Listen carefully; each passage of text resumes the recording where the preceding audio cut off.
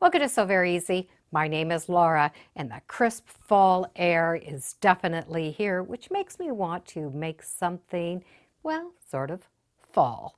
And I'm going to make a wall hanging. And this wall hanging is from my girlfriend's quilt shop. So I can either have a kit or I could just buy the pattern and use my own fabrics. But I love the kit, and that way all that fabric is there for me.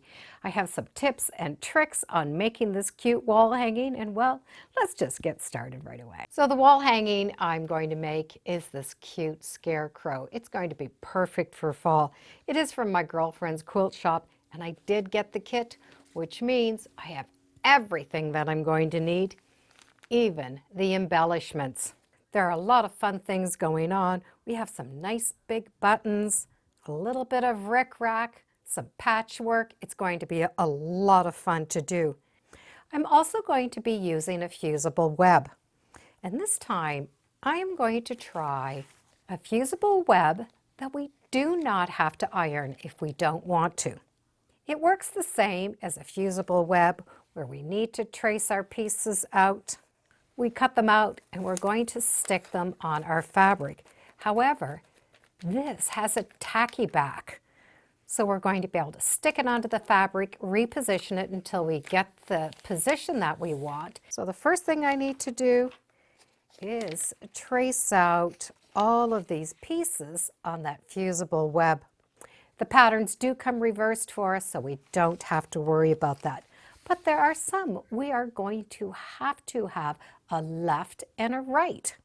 For example, the feet and the little hands. So when we look at this pattern, it has a one-hand shape, and it says we need to cut one in reverse. Well, this fusible web we can see through, so it's going to be very easy. To simplify this, I've taken that pattern and I have traced it out, but I did trace it out with a very dark marker. So now I can turn this fusible web backwards and I can see that shape. So I can take that reversed and see right through it and trace it out. So when I'm done, I'm going to have them going both sides. It was the same for the feet. So the foot I did trace out in dark marker so I can see it from that wrong side. I flipped it over and just traced it out again.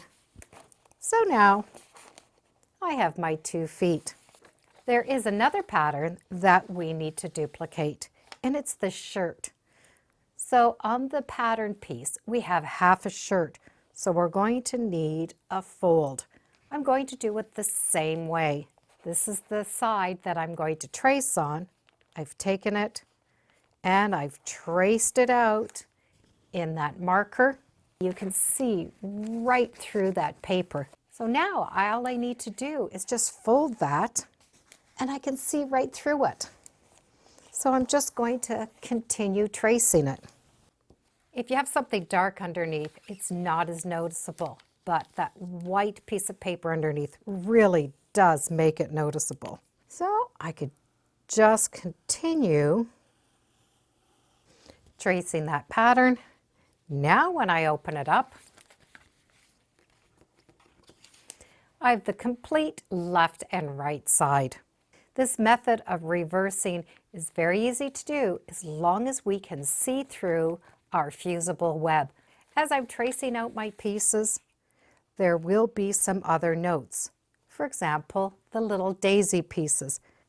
I need to trace out 8 leaves of the medium size, 8 large, and 8 small. So we just need to pay attention to how many we need to draw out. Once I have all of my pieces traced on the fusible web, I'm going to match up the pieces with the fabric.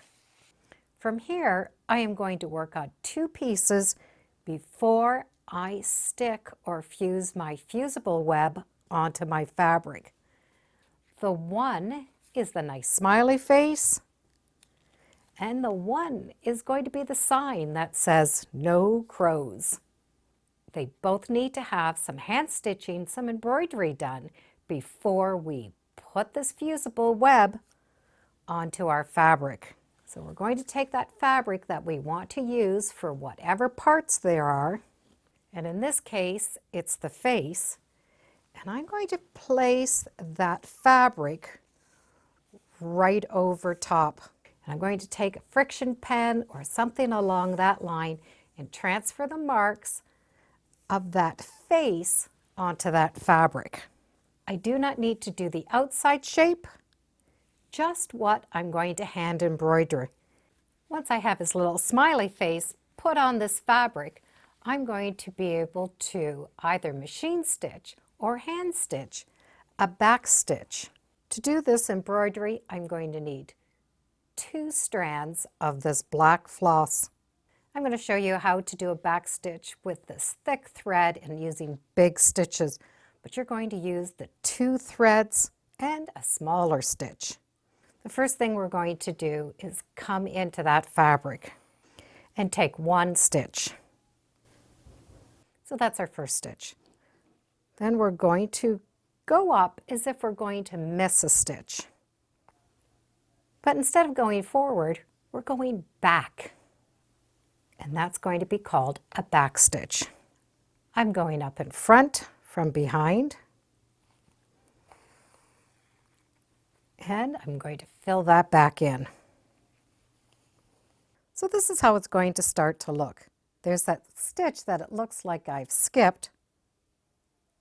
I'm going down pretty much in that same hole, and I'm going up just a little bit before that. So you can see where I'm filling in that last stitch. Go back down and come up. You can always use a hoop if you'd like, but when we're done, we have a nice smooth stitch. The smaller the stitches, the easier it is to turn that corner. I will only need his smiley face in the back stitch. We'll be appliquing the nose on, and we will have buttons for his eyes. Now we're going to be able to turn this over. And we're going to take that fusible web and stick it onto the back. So in this case, I'm going to be able to just peel back this back paper, and I have this sticky fusible right here. Line it up, rub that on. Now I can cut out that shape. And I'm going to do the same thing with the little sign. So when I have the little sign done, and I have that paper on the back, this is now ready to go, just like the face. So I'm going to be able to take the rest of all of my pattern pieces, peel and stick them onto the back of the fabric. Now you can do this with any fusible web that you like. Just be sure to follow the directions to your fusible web. And then cut out all of your pieces, and we're going to be able to start to assemble it. I have all of the applique components done except for the straw, and I'm going to do the straw that goes around his head, his arms and feet as I need them.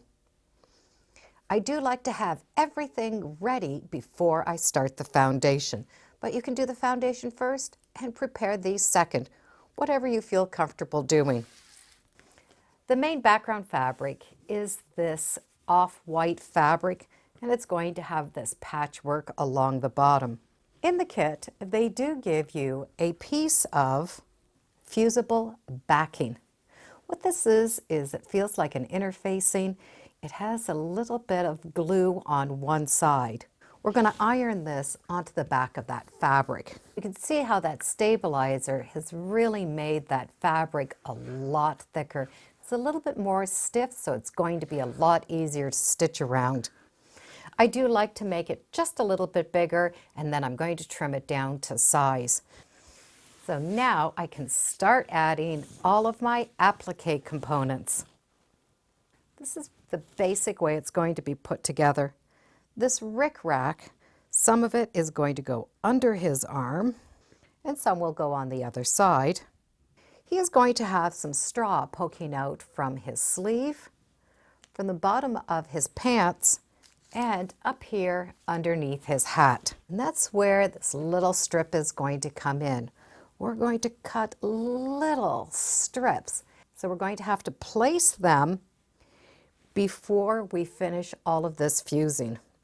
Because this has a sticky back, I'm just going to be able to place some right along the edge. And when I get it the way I want, I'm just going to rub that on so it stays on.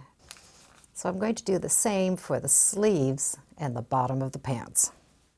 Now that all the pieces that need to fit under the applique are ready to go, I could just peel off that paper and stick it in place. That peel and stick fusible is now on. I could take it to the machine like this and stitch it, or I could permanently fuse that down. So the choice is really yours, but I do like fusing this down, and that way I have no concerns moving forward. I'm going to be using a blanket stitch around all of the pieces.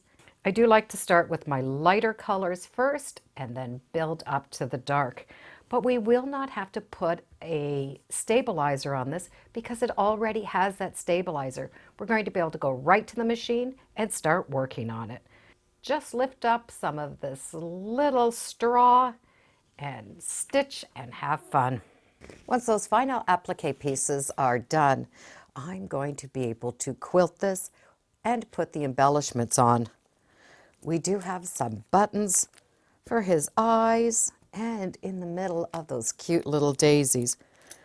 We also have a little bit of a gold floss, and that is for way down here when we get to do the crow's little beak.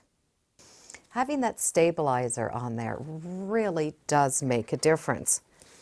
When you compare it to somewhere that we don't have the stabilizer, you can really see the difference in that fabric.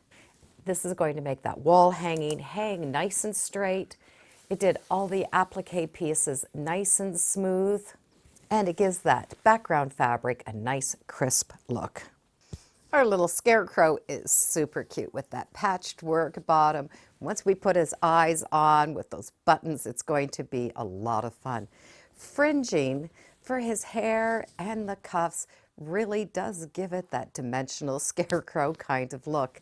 I think the most important thing when we are doing applique like this is to follow the directions of your fusible web. There's so many different ones out there. Find one that you like, follow the directions, and we get to make fun little scarecrows. I'll put a link to my girlfriend's quilt shop so you can check out the pattern and the kit.